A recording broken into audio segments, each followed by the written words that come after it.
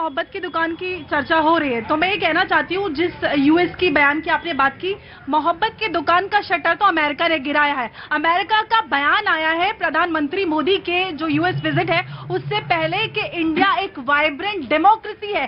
इससे बड़ा कोई भी जवाब नहीं हो सकता अमेरिका के, भारत के में जो ये सेक्युलरवादी पार्टी है कांग्रेस, उसके लिए।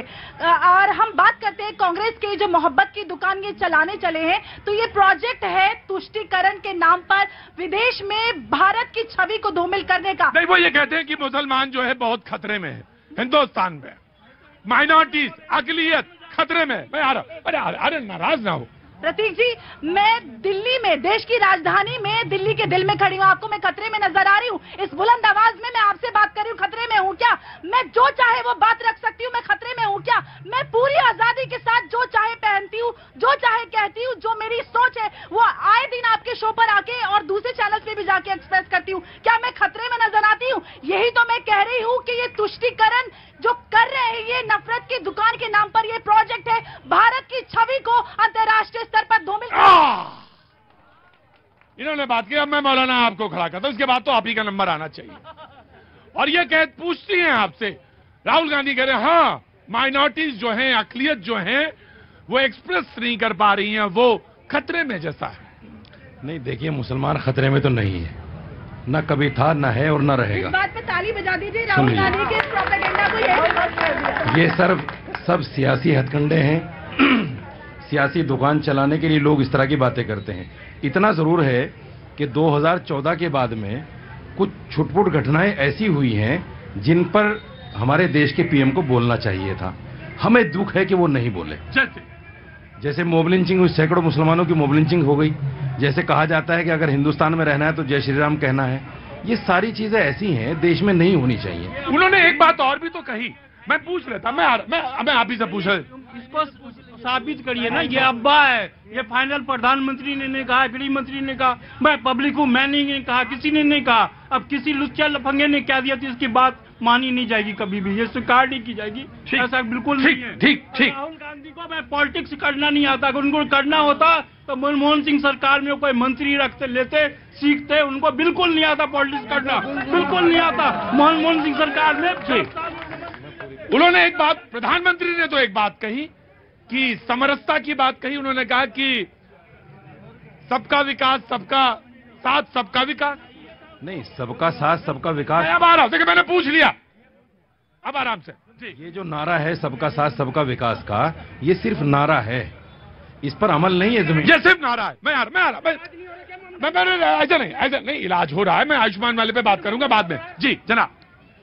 प्रतीक भाई, इतना शानदार भजन से आपकी कार्यक्रम की शुरुआत हुई, तो बिना जय श्री राम और हर हर महादेव के बिना तो मैं अपना बात रख ही नहीं सकता हूं। अब बात आती है तथ्यों के आधार पे बात कर लो कुछ चीजों को लेके। अक्सर कहा जाता है कि आरएसएस ने तिरंगा को कभी नहीं माना है, आरएसएस ने कभी माना है। नहीं कराया, बता दीजिए ना। आप बीच में क्यों बोल रहे हो? बीच में क्यों बोल रहे हो? आप जवाब दीजिए। बीच में क्यों बोल रहे हो? सुनने का क्षमता रखो, सुनने का क्षमता रखो, जवाब मिल जाएगा। माउंटबेटन प्राइवेट पेपर्स, लंदन से सारा कॉपीज मैं मंगवाया हूं। माउंटबेटन की लेटर पढ़ देता हूं आप, और इसके लिए थोड़ा समय दीजिएगा। 16th and 17th of August 1947, London, Mountbatten, London Archives Papers, LPO 123 to 245। अब इस पे तिरंगा को लेकर महत्वपूर्ण बात आती है जो मैं खुलासा करने वाला हूं। यहाँ पे लॉर्ड माउंटबेटन पंडित नेहरू को लिखते हैं, जब प्रिंसेस पार्क 15 अगस्त से जब वहां पे इंडिया गेट के सामने से तिरंगा लहराया गया था, वो आदेश देते हैं पंडित नेहरू को, और मैं पढ़ देता हूं यहाँ पे। If the lowering of the Union Jack in any way offended the British sustainabilities, he would certainly see, he का मतलब यहाँ पे Pandit Nehru, would certainly see that it did not take place, and more so the Union Jack shall remain flown in India for dozen days for the whole year of 1947-48. और पंडित नेहरू कहते हैं कि so shall it be, यानी कि 15 अगस्त को let me confirm from my archives. Let me confirm from my research team. Of course, ये data मैं तभी मानूंगा जब मेरे जी of course.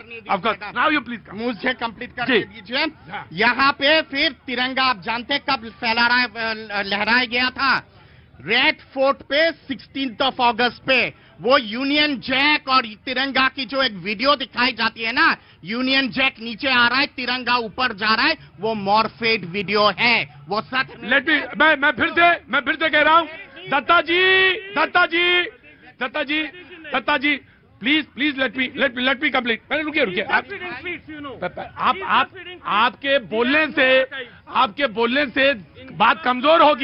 आपके बोलने से बात कमजोर होगी, मेरे बोलने से बात वजनदार।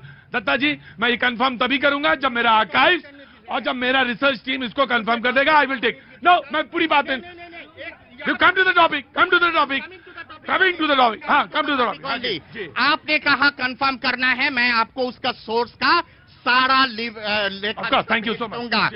अब दूसरी बात यह आती है कि तिरंगा को लेके और सारी चीजों को लेके आप जानते हैं अंतिम यूनियन जैक कब उतारा गया इस देश में? मैं बात कर रहा हूं तिरंगे की, आप बात कर रहे हैं यूनियन जैक की। दोनों में दत्ता जी से एक सवाल Datta ji no Datta ji please come to the topic. No Prateek भाई, आप तिरंगा से ही रिलेटेड है, मीठिया बूट्स का नाम जानते हैं आप कलकत्ता शहर में? वहां का इमामबाड़ा में उस समय के एजुकेशन मिनिस्टर ने 1977 पे तिरंगा लहराए थे, यूनियन जैक को उतारे थे और वहां के प्लेट पे है ये मिथुआ। Right very quick. सिर्फ एक जवाब, इन्होंने पूरी सब कुछ बता दिया, पता नहीं कहां से ये बोलते हैं। वैसे हम अंग्रेजों के खिलाफ है, अंग्रेजों की आर्काइव पढ़ रहे हैं। ये आर्काइव हिस्ट्री का हिस्सा होता है। हिस्ट्री को मिटाने का काम भी ये कर रहे हैं, दूसरी बात, just I am asking in one question, ये एक सवाल का जवाब दें कि आरएसएस ने किस डेट को तिरंगा फहराया था 1947 के बाद? राइट जी जनाब। देखिए, मैंने सबको धैर्य से सुना। बहुत जिस लोग बहुत बड़ी बड़ी बातें कर रहे हैं कि 2014 में आजादी मिली, ये लोग नेहरू गांधी को गाली दे रहे हैं, बहुत अच्छा इनकी सोच, इनको नमस्कार। जिस धरती को देकर तन की खाद खून से सींचा, भगत सिंह अशफाक गणेश बलिदानी सोच रहे होंगे व्यर्थ गई हमारी कुर्बानी।